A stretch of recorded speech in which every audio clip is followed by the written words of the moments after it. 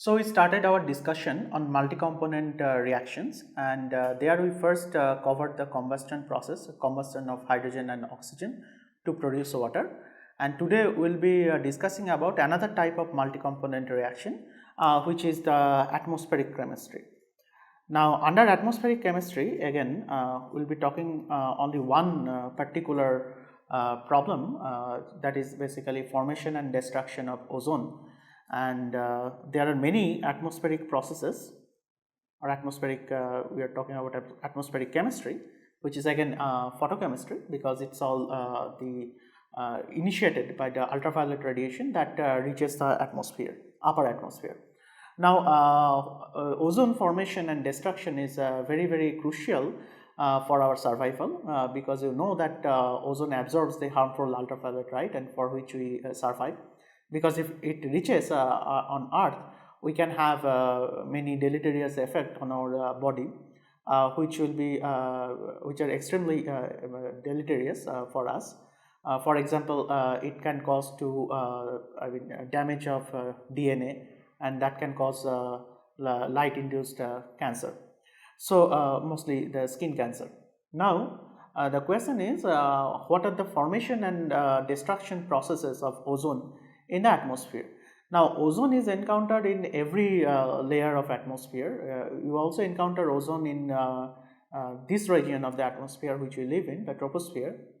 But then you see a steady decrease of ozone, and usually if I draw the curve qualitatively, if I plot, say, the concentration of ozone and versus the height from the sea level or the altitude, so then we will see it varies very interestingly, like it goes like this. And what I would like to point out here is that at zero altitude, or basically on Earth's surface, we have some ozone, and then it decreases, and then again it keeps on increases and reaches a maxima. And this region, all of you know, at some altitude, let's say which occurs around 20 to 50 kilometer region. So this is basically the height for this layer, which is known as ozonospheres. You have learned this term in your geography course. Now there you have a very high concentration of ozone.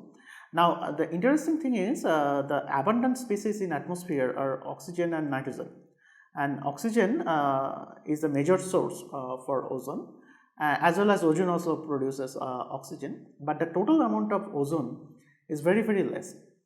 And if you think that if I increase the altitude, and the air pressure of course reduces, and if you had all the ozone, and if you put it in all the ozone which is present on our atmosphere, then if you compress it to 1 atmosphere pressure, you will find that all the ozone will basically cover only few millimeters, 2 or 3 millimeter height. So which means actually ozone, the volume of ozone, or the amount of ozone is very less, but that is extremely important. So compared to oxygen and nitrogen, ozone is actually a trace element, trace molecule in atmosphere, and but still its existence is very important for our survival. Now there are many models for formation and destruction of ozone. So one of the very well accepted mechanism, it's well accepted in the sense that it's one of the preliminary well accepted mechanism. There are also other mechanisms that we will not discuss about all those things, but we will discuss the most standard mechanism, which is known as the Chapman mechanism, which was suggested by Chapman. And then the Chapman mechanism says that the oxygen in our upper atmosphere, that actually absorbs light. So I write h nu as the energy of the photon that is being absorbed, and this h nu, say we can write it as a photon. So we could also write it as hc by lambda, the energy of a photon. Remember that energy of a photon is nothing but h nu, which we could write it as hc by lambda, where c is the speed of light in vacuum, or hc nu bar, where nu bar is the wave number.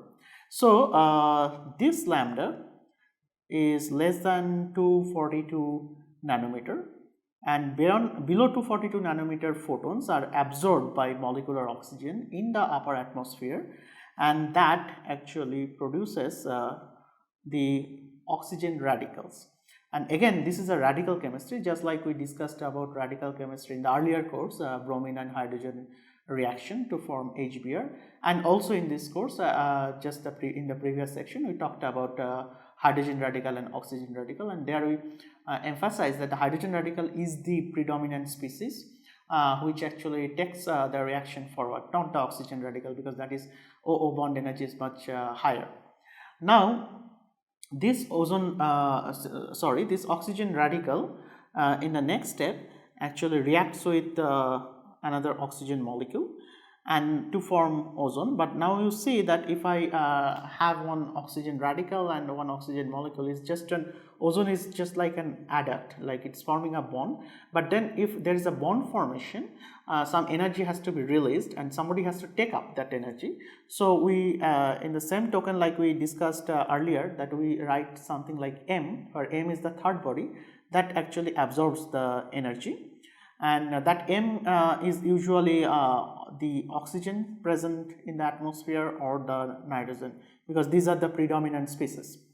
Now as you can see, the overall reaction, if we want to balance it stoichiometrically, so I have to multiply it by 2, because I have 2 oxygen atoms which was generated in the first step, and then I'll have an overall mechanism for formation of ozone, and that is O2 in the presence of light, H nu, and that actually forms 2O3, and here I have 2O2, here I have O2, so I'll have 3O2.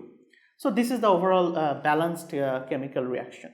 Now just like ozone is formed in the presence of less than 242 nanometer light, the ozone also absorbs light, and then it can actually degrade photochemically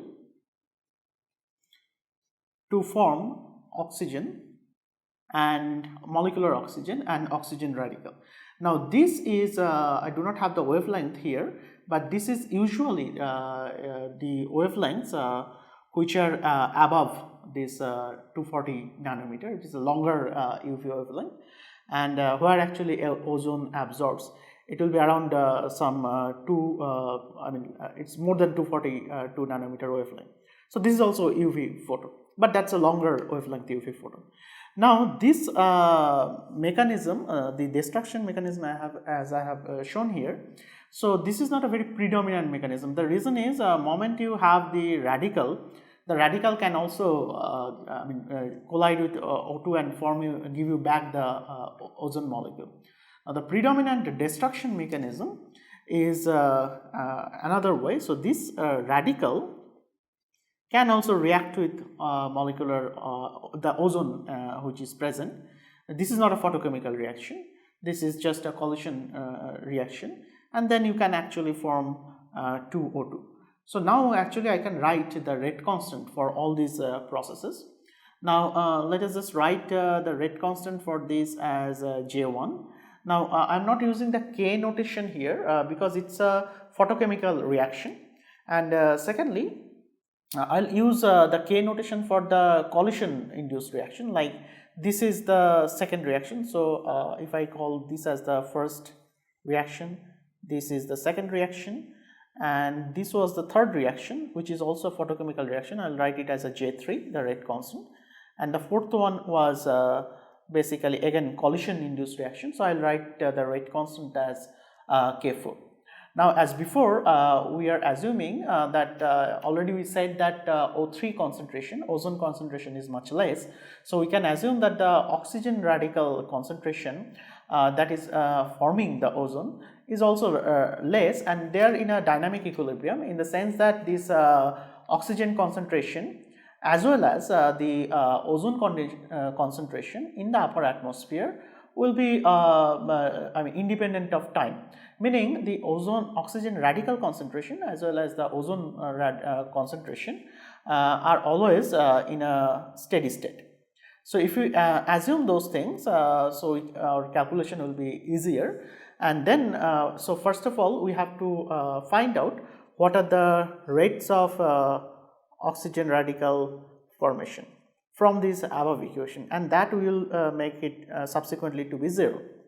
So that rate, let us not put the 0 right now, we will just see it afterwards. So that rate, if you follow the first equation, you see that 2 oxygen molecules are formed. So for this rate, again, if I write the rate constant, the stoichiometry will be here 2 of oxygen.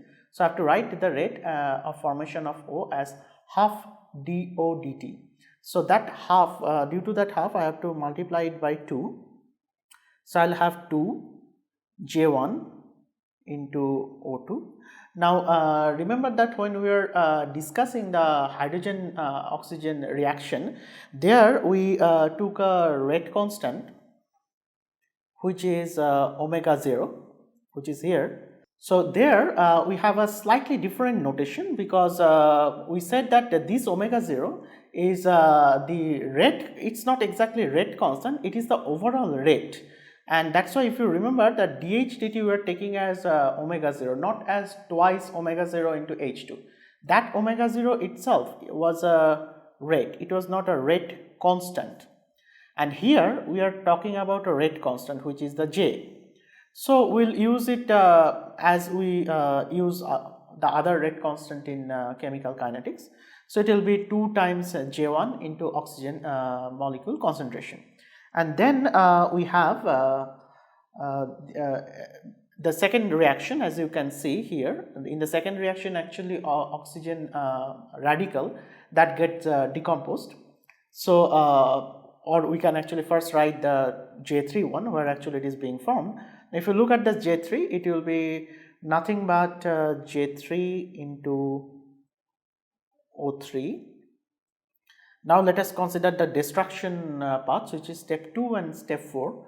Now step 2, it is basically O and O2. So we will have concentration of ozone times K2 into concentration of oxygen times concentration of the third body into I will have the concentration of oxygen radical, but that I will take common with the J4, that is what I am just writing it outside, and plus for the fourth step I will have it will also be minus, so that is why I am taking it within the bracket, and I will have K4 into O3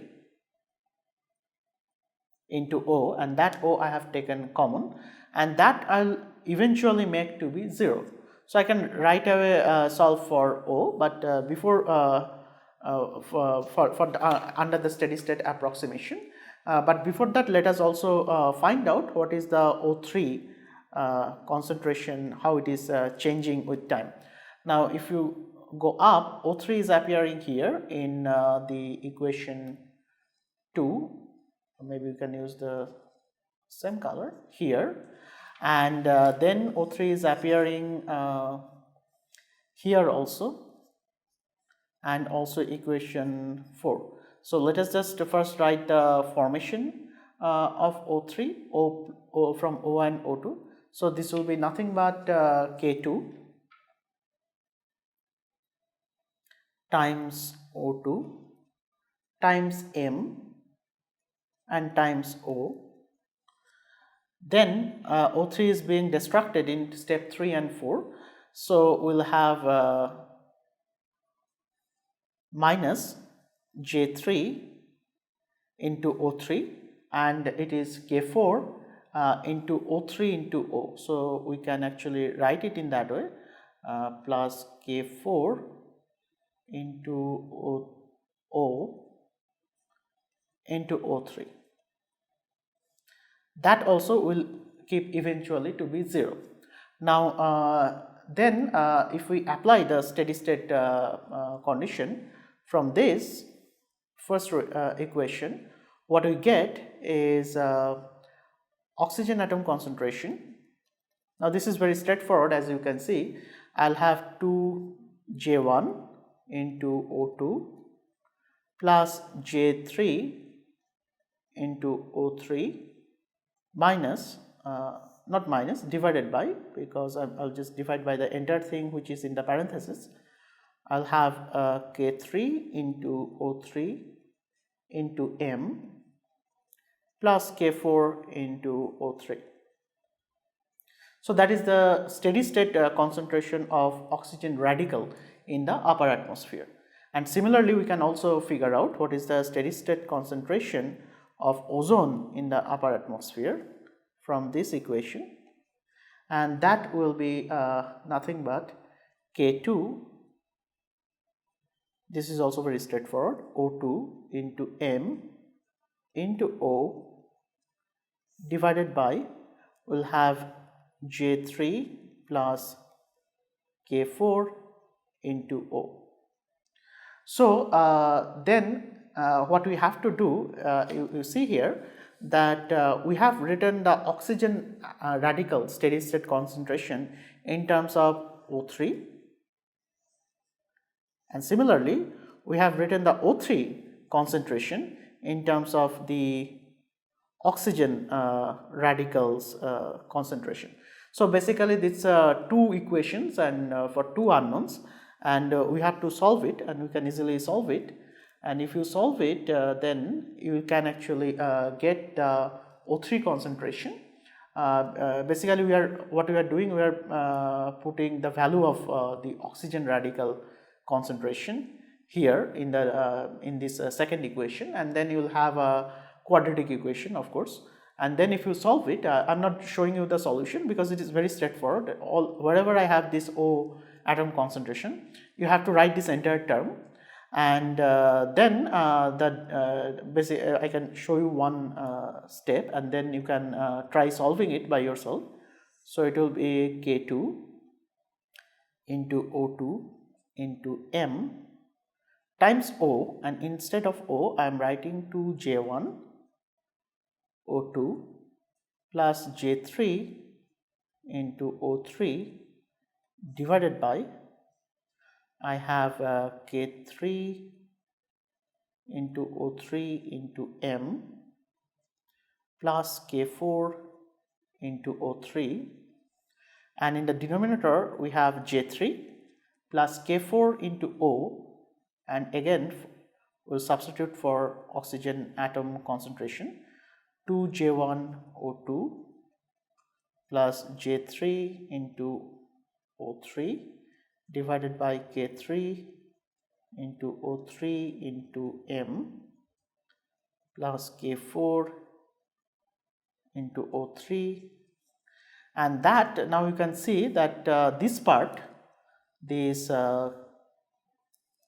entire part, that I can multiply it by J3 and then eliminate that part from the numerator and the denominator, and then what we will get is something like K2, I'll have O2 into M times, we'll have 2J1 O2 plus J3 into O3 divided by, we'll have J1 into the entire thing, J3 into the entire thing, J3 into K3 O3 M plus K4 O3 plus we'll have K4 into twice J1 O2 plus J3 into O3. So this entire equation you have to solve, and on left hand side also I have O3. This is steady state. All the O3 is actually O3 is steady state. So don't get confused that this O3 steady state is different than this O3. So this is just a notation because we have already approximated it to be 0, and that is the steady state condition for both ozone as well as the oxygen. And then as you can see, we will have a quadratic equation, and then if you solve the quadratic equation, so I have done a few steps and you can solve it, and then what you will get is the final answer for the O3 concentration. Let me use a different color for this. So the O3 concentration will be, in terms of oxygen concentration, the molecular oxygen concentration, O2 into J1 by 2J3 times we will have 1 plus 4 J3 by J1 into K2 by K4 times M, and this entire thing square root, the square root is coming because it's a quadratic equation, minus 1. And now, so what you can see here, this is a rather very complicated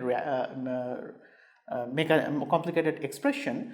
We can actually estimate the magnitudes of O3, which is the ozone concentration, and O concentration. From we can how do you get it? You can actually get it from the data. Now, how do you do this experiment?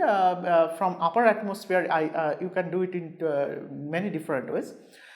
For few atmospheric chemistry experiments, you want to simulate it in the lab if you know the concentration and many other things. But if you want to do real experimental data, so what you do is a balloon experiment. So basically, you launch a balloon which will collect the composition of the gas from the upper atmosphere, and then you take it back, and then you basically look at the kinetics there. And for kinetic measurement, you mostly use the absorption based experiments. There are also mass spectrometric based experiments. So there are, and then you combine all this data, and then you calculate what are the rate constants. But you can also get an idea from the J rate constant from measurement of photon flux in the upper atmosphere. So then for all these values, let's say at we are saying at 30 kilometer, I have some data here which are real data collected from experiments. So J1, now if you see what is J1, J1 is this step where actually oxygen gets dissociated into the radicals. So that first order rate constant is 10 to the power minus 12 second, which means actually per second there are 10 to the power 12 times this thing is happening. So this is pretty fast decomposition. And the J3 is 3 into 10 to the power minus 4 per second. The unit should be per second. What was J3? If you remember, J3 is this step where the ozone actually gets decomposed into O2 and O, and as I said that the O2 and O, because since O is very reactive, can again get back form your ozone molecule. So this rate is much smaller compared to your J1. And then we also have the thermal rate for decomposition of ozone. It's basically ozone and oxygen radical reaction to form two oxygen molecular oxygen species, and that rate, which is the K4, that is something about 10 to the power minus 15. Now it is a bimolecular reaction, if you remember. So it's an overall bimolecular reaction, this reaction, as you can see. So the rate constant will also be, cannot be per second because it's not a unimolecular decomposition. So it will be 10 to the power minus 15 centimeter cube per molecule. So usually are not using the mole per liter unit. So here actually it's a molecule per cc unit, and it's a reciprocal of that concentration. and times second inverse. Because if you remember if we for any second order rate equation, so the rate constant is something like k into the concentration of the species. Let's say the species is A, another species is B, something like this. Now how do you write the rate? Rate is basically concentration, rate of change of concentration per second, and then I have K, and then I have concentration, and I have concentration here. So the unit of K will be basically concentration inverse, second inverse for a second order reaction. So this is exactly what we have done here. So just check the units. And then for the three body recombination, there are some tabulated function, in the sense that you can get it again from a huge after you collect huge data from your balloon experiment and many other experiments. And then there are some standard tabulated data. So for K2, now the K2 was basically three body rate constant, and that we will write the equation, we write the units correctly, but before that we are just writing the table. So it basically forms some very complicated power law with temperature, and at the temperature which is around say 30 kilometer altitude, that K2, if you calculate from all these parameters, you will get all the atmospheric parameters, you will get something 2 into 10 to the power minus 33 centimeter to the power 6 per molecule, and then second inverse. This should be per 2 molecule because I am taking the square of that, that is why it is coming centimeter to the power 6. Now then if all the also what you need is the concentration profile of O2, because as you can see the O2 is here, and you need a concentration profile of O2 at 30 kilometer altitude. Because as we said, the majority of the ozone actually stays between 20 to 50 kilometer altitude, and then you can actually calculate the O2, and this O2, again these are just data which I am writing just to give you a feeling of what will be the final result of these rates, and that O2 concentration is found to be 10 to the power approximately 10 to the power, this is also kind of, all are actually approximate, so we don't need to write it for oxygen molecule concentration explicitly. 10 to the power 17 molecules per centimeter cube, and then the total M, which is basically as I said, that M is a third body, but the third body is the abundant species, and that abundant species are oxygen and nitrogen, and that if you calculate, it will be 5 into 10 to the power 17 molecule per centimeter cube. Now why 5? Because as you know that we have 80% nitrogen and 20% oxygen. So if oxygen is 10 to the power 17, so that forms actually 1/5 of that. So the total M of the third body will be 5 into 10 to the power 17, and then we can actually estimate this term, which is K2 into M divided by K1, and that will give you something like K2 into M divided by K1, that will be 0.6, and J3 by J1, that will be around 10 to the power 8, and which now can lead to a more simplified expression. So as I can see here, so I have K2 here, and I should have a K1 it's not K1, it should be K4, K2 by K4, and then after you use all these parameters, so that will give you the ozone concentration is approximately equal to the molecular oxygen concentration times J1 by J3 into K2 by K4. Now this into m to the power half,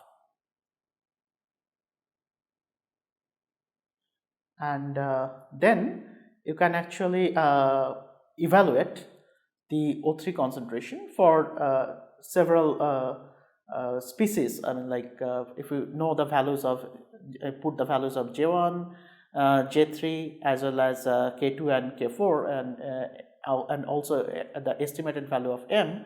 So that will give you something around 6 into 10 to the power 13 molecules per centimeter cube. So this is basically the final value for ozone, which is around 30 kilometer.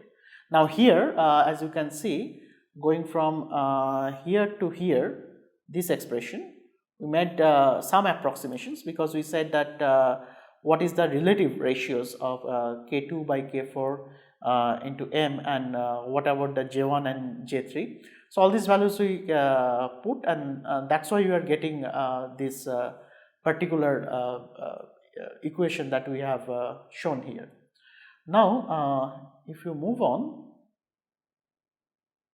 so I'll just leave it as an exercise how you get this particular expression, which I am putting it in the box, from this expression, which we kind of showed. We did not show the derivation, we showed only a part how to proceed, and then we said that you try to derive it.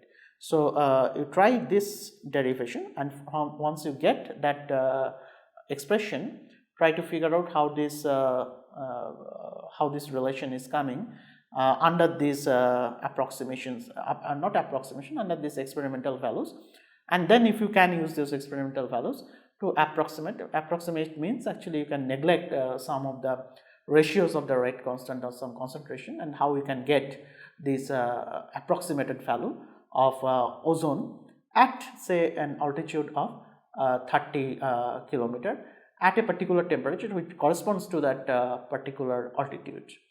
Now what is interesting is that you see, in a similar way you could also calculate the oxygen radicals concentration, because remember that we wrote the oxygen radical also in terms of O3, and then we put that value in the equation of O3. So that you will get around after you put all these values, it will be something like 10 to the power 7.4. Now you have to be very careful, this is basically particles per cc, but I cannot write it as molecule per cc, it is basically those many atom per cc. So molecule per cc means it's molecules per cc, we could write it as atoms per cc. Now if we now rearrange these equations, which is the O3 expression, let us go back where we got this value.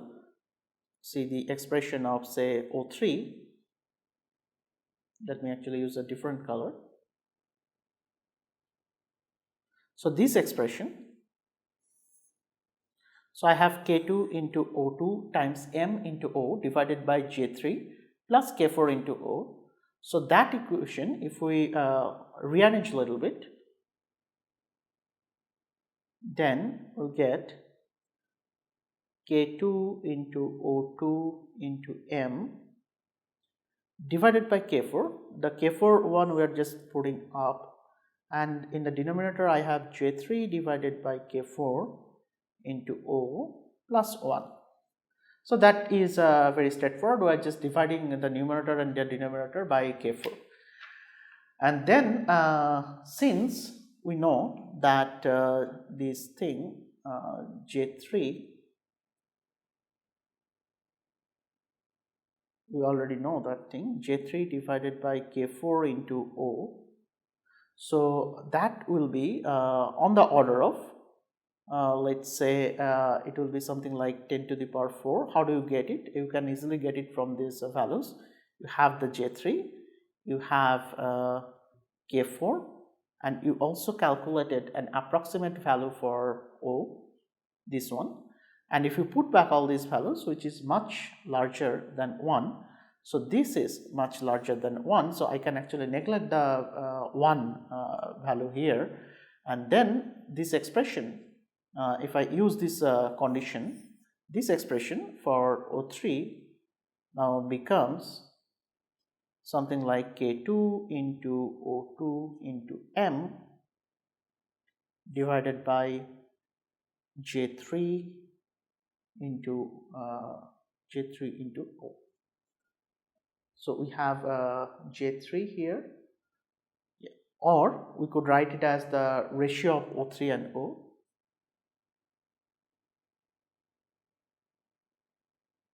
So we have O3 here, and we have oxygen atom in the denominator, J3K4 into O. Let us actually have a quick look. So what we are writing here is J3 into O. So I have already ignored the 1 compared to that. So you can actually ignore that. Yes. Now you can actually, from this you can calculate the ratios of the ozone and the O radical, and this is very important. Now why it is important? It is important, suppose if I just take that particular ratio O3 and O, let me quickly also check the O3 value here before we discuss. It was K4 into O, as we can see here. So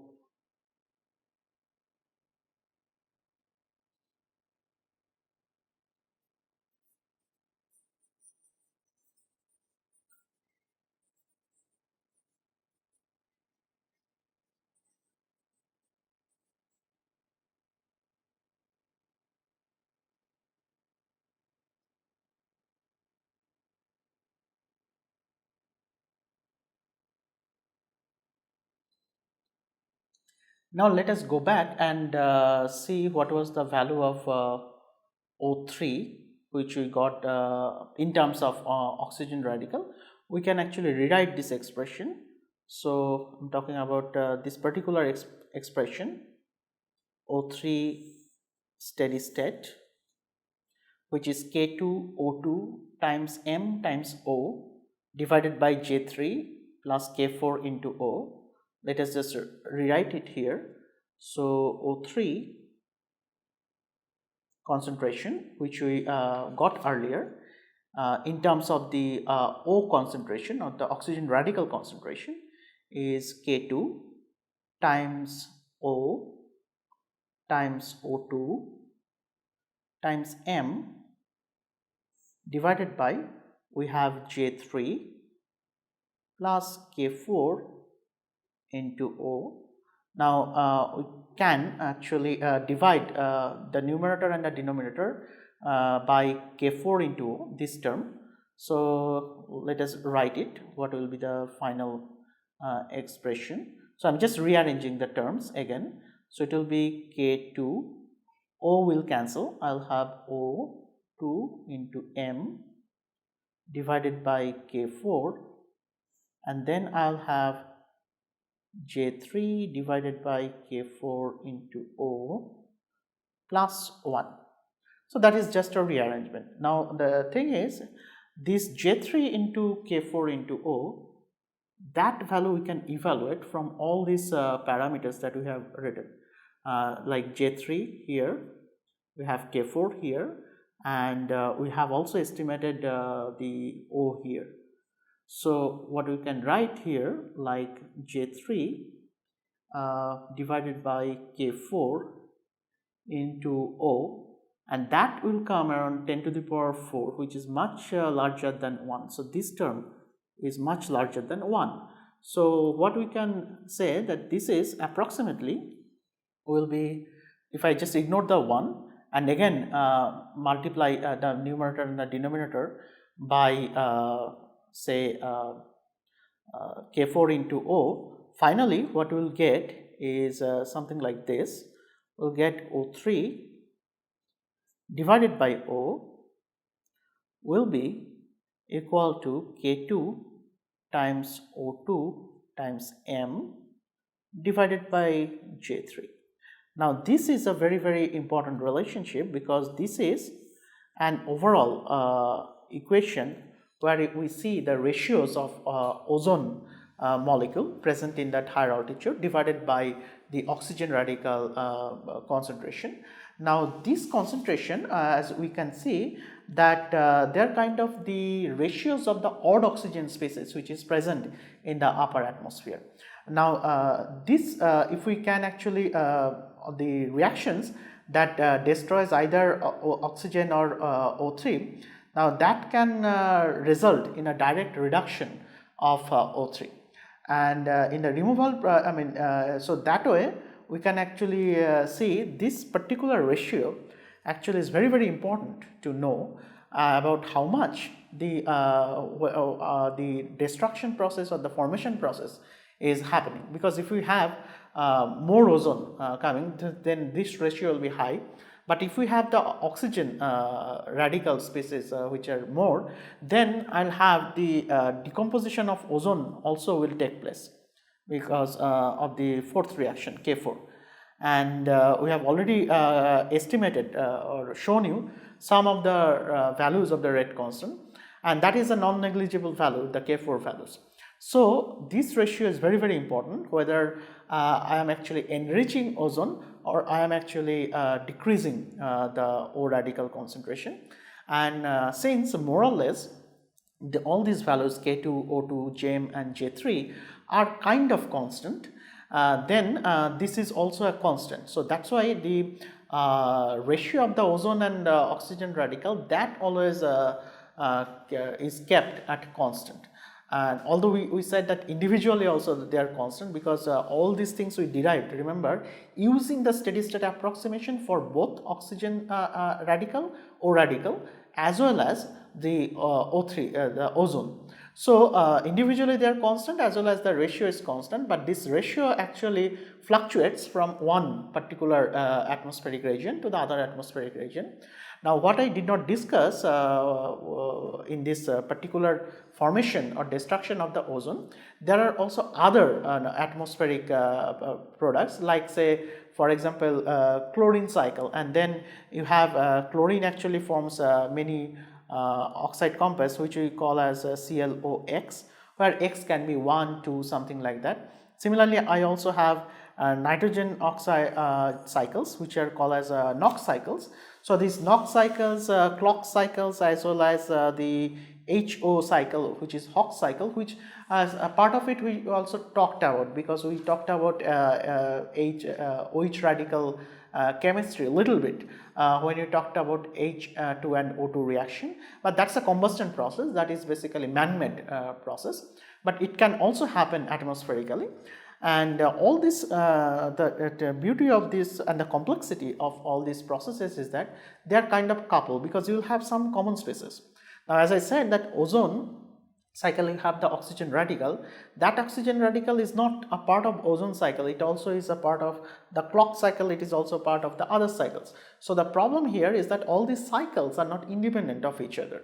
The way the Chapman model actually approximated it is not fully correct, because there is a very complex connection between this through this intermediate or the common species, common radical species, it can be molecular species, and for that all these cycles are interconnected, and that makes the atmospheric chemistry, the study of the atmospheric chemistry, which we have to study because of our own survival, and that makes the subject so interesting, because you have so many parameters and so many coupled differential equations. So we will not actually talk about the details. But the final thing is that this use of these chlorofluorocarbons, as you know that this kind of molecule CF3Cl, which is known as freon. So this was used for refrigeration as a coolant agent in refrigerator, and then people found that this CF3Cl gets into the atmosphere, and that forms this chlorine radical, and that actually is an important constituent of the clock cycle that actually produces the oxygen radical, this species, and that eventually can destroy the ozone, all these reactions which we have discussed.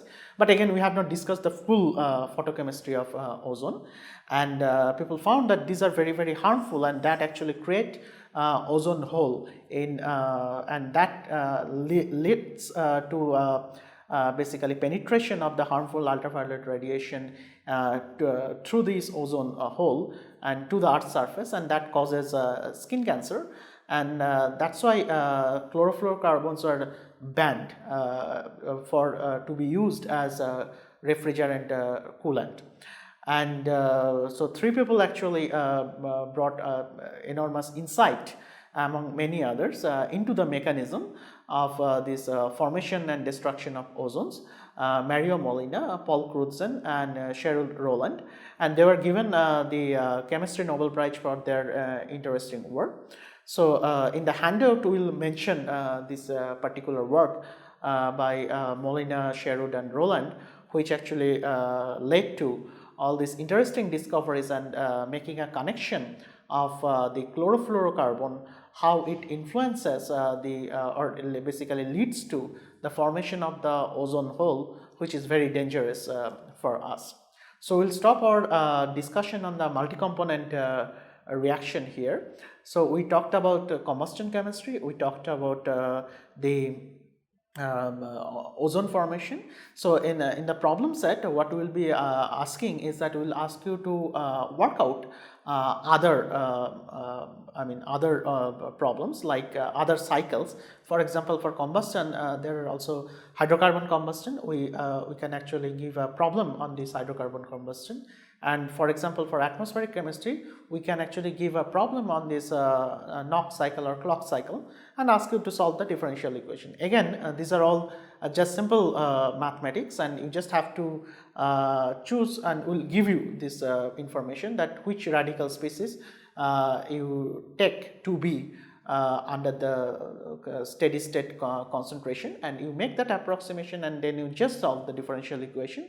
And then we'll also give you some values to make further approximation, and then at the end of the day you should be able to get a feeling. So what are the how this understanding of the mechanism can actually lead to an understanding of a very common phenomena, like as I said, that the formation of the ozone hole or something like that. So we'll stop our discussion here on the multi-component reaction. Thank you.